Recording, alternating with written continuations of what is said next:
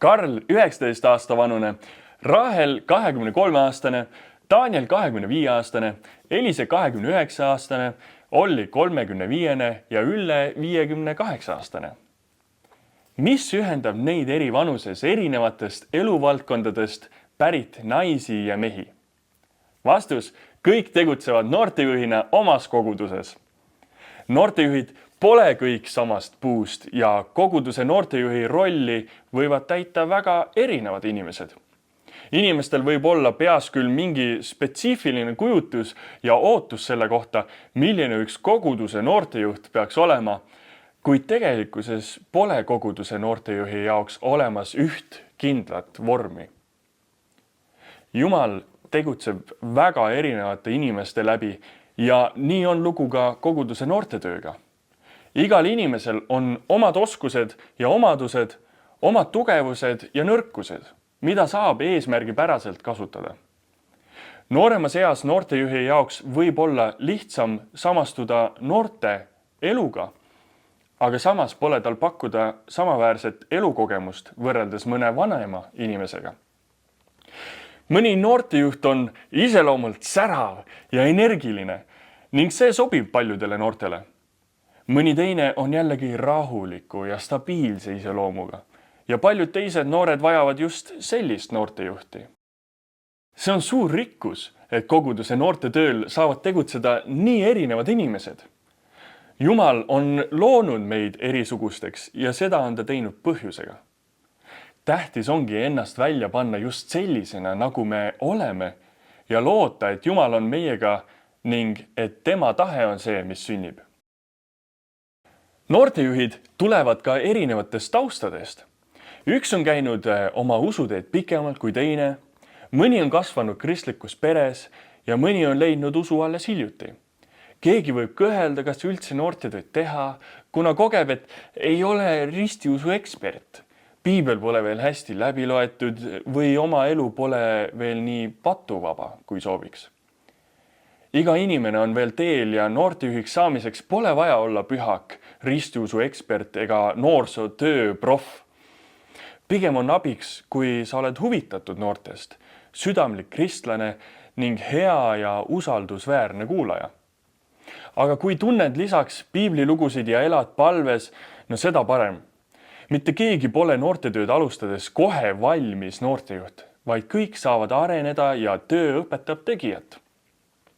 Jeesus kutsub kõiki end järgima ja kõik kristlased on kutsutud ehitama kogudust oma andidega. Osad tunnevad selgelt oma südames Jumala kutset just mingile kindlale tööalale või ülesandele. Räägitakse kutsumusest. Mõne südamesse on Jumal andnud väga selge kutse koguduse noortetööle ja siis pole küsimust, mida tuleb teha. Aga tihti pole see nii. Mõnikord tuleneb kutsumus lihtsalt vajadusest. Näiteks koguduses pole veel noortetööd. Keegi peab sellega alustama. Siis ongi kutsumus. Või koguduses käib juba noori või koguduse aktiivsetel liikmetel on peredes noori ja nad vajavad sobivat tegevust. Vajatakse noortejuhti. Siin on kellegi jaoks kutsumus sellega alustada. Jumal võib meile väga erineval moel näidata meie kutsumust ja kohta, kus saame oma annetega kogudust teenida ja ehitada. Kindlasti on olemas inimesi, kellele noortejuhi amet absoluutselt ei sobi, kuid paljudele sobib. Igal kristlasel tuleks üheskoos kogudusega palvetades ja arutades otsida kohta, kus ta saab teenida. Rääkides noortejuhist on üks tähelepanu väärt teema noortejuhi enda suhe Jumalaga. Noortejuht teeb põhiliselt vaimulikku tööd ja see eeldab, et noortejuht ise elab vaimulikku elu. Ideaalis on noortejuhil Jumalaga elav suhe, mis on näha ka tema elus. Jumal pakub meile temaga koos olles tähendusrikast elu. Ta kutsub meid palve läbi tema ette tooma meie igapäevased mured ja rõõmud, vajadused ja kiitmised. Ta juhib meid oma sõna läbi, mille püha vaim teeb elavaks meie igapäevases elus. Ta kutsub meid vastu võtma tema armu ristimise ja armulaua sakramentides. Vaimulik elu ei sünni tihti iseenesest, vaid selle eest peab hoolitsema. Kurat, maailm ja meie patune iseloom võitlevad selle vastu, et meil oleks elav suhe Jumalaga. Aga Jumal on kõige vägevam ja ta annab meile tööriistad vaenlase vastu võitlemiseks. On olemas väljend, hoolitse harjumuse eest ja harjumus hoolitseb sinu eest. See sobib väga hästi ka meie suhte kohta Jumalaga. Meie igapäevaste harjumuste hulka peaks kuuluma palved, Jumala sõna ehk piiblilugude ligiolu ühel või teisel viisil ja osadus teiste kristlastega. Paljud peavad heaks harjumuseks näiteks alustada või lõpetada päeva palvega või piibli lugemisega või näiteks kuulata paar korda nädalas piibliõpetust ja käia regulaarselt koguduse kokkusaamistel ning armulaual. Kui võtta midagi iganädalasse kavasse, ei jää need asjad märkamatult ära. Ja alati saab juurde võtta. Kõigile ei pruugi sobida täpselt samasugune rütm, kuid ilma Jumala sõna, palve ja koguduse ligioluta meie eludes on üsna keeruline Jumalaga elavat suhet hoida. Kui noortejuhil endal on elav suhe Jumalaga, on tal midagi väga suurt, mida ta saab noortele jagada. On ka oluline meeles pidada, et meie teod ja elu eeskuju räägivad tihti valjemini kui meie sõnad. Praktikas on noortejuht sageli noorte jaoks kogu kristlaskonna ja koguduse esindaja. See ei tähenda aga, et me peaksime olema täiuslikud. Kristlane ongi lihtsalt armu leidnud patune, kelle elu ei ole täiuslik, kuid kes otsib hea Jumala tahtmist ja püüab selle järgi elada. Üksi on raske hakkama saada, aga õnneks pole selleks ka vajadust. Noortejuhina tasub tutvuda teiste noortejuhtidega, sest paljud on samas olukorras ja arutavad sarnaseid küsimusi. Teiste noortejuhtidega võib kontakti otsida näiteks suurematelt noorteüritustelt või internetist.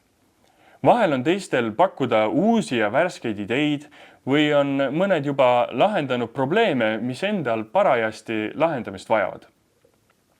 Tihti muudab meele kergemaks juba see, et saame rääkida kellegagi, kes mõistab meie olukorda.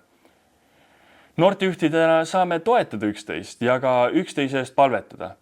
Ja kui pakutakse noortejuhtide koolitusi, tasub kindlasti osaleda. Mõnedes kogudustes korraldab noortetööd meeskond, kuhu võib kuuluda näiteks 2–5 inimest. Seda võimalust tasub tõsiselt kaaluda, kui see on vähegi teostatav. Meeskonnas on tihti lõbusam tegutseda ja kui koormus jaguneb, on see kõigile kergem.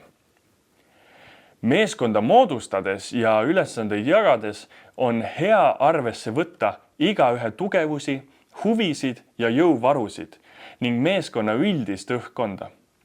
Eesmärk on, et meeskonna töö teeks asja kergemaks, mitte raskemaks.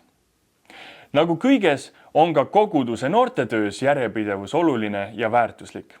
Kogemus on näidanud, et tavaliselt tegutseb koguduse noortejuht oma ametis vaid paar aastat ning kui ühel või teisel põhjusel noortejuht oma ameti maha paneb, võib noortetöö jätkumine sattuda küsimärgi alla. Seepärast oleks hea, kui noortejuht ja koguduse juhatus mõtleksid alati natukene ette, kes võiks olla järgmine noortejuht, kui vajadus tekib. Ehk on noortetööl käivate noorte hulgast leida keegi, kes võiks olla hea tulevane noortejuht või keegi tunneb kedagi sobivat. Vajadusest on hea koguduses avalikult rääkida, sest abi võib leida ka ootamatust suunast. Ideaalis on koguduse noortejuhil võimalus järgmine noortejuht oma töösse sisse juhatada. Nii on järgmisel lihtsam jätkata hästi sobivat ja toimivat koguduse noortetööd. Koguduse noortejuhina võivad tegutseda väga erinevad inimesed. Kõigil on oma tugevused ja nõrkused, aga kõige tähtsam on olla valmis aitama, kui vajadus tekib. Noortejuhi jaoks on oluline hoolitseda oma suhte eest Jumalaga ja leida aega palveks, Jumala sõna kuulamiseks ja osaduseks teiste kristlastega. Seda kõike saab noortejuht noortele edasi anda ja neile eesmärgiks seada. Noortejuht ei pea üksi hakkama saama ja tasub otsida ühtsust teiste noortejuhtidega, osaleda noortejuhtide koolitustel ning otsida toetust kogudusest, kui see on võimalik. Järjepidevus on kvaliteetse noortetöö tunnus ja veidi tasub mõelda ka koguduse noortetöö tulevikule. Koguduse noortejuhiks olemine on Jumala antud tähtis kutsumus, millele on suur väärtus.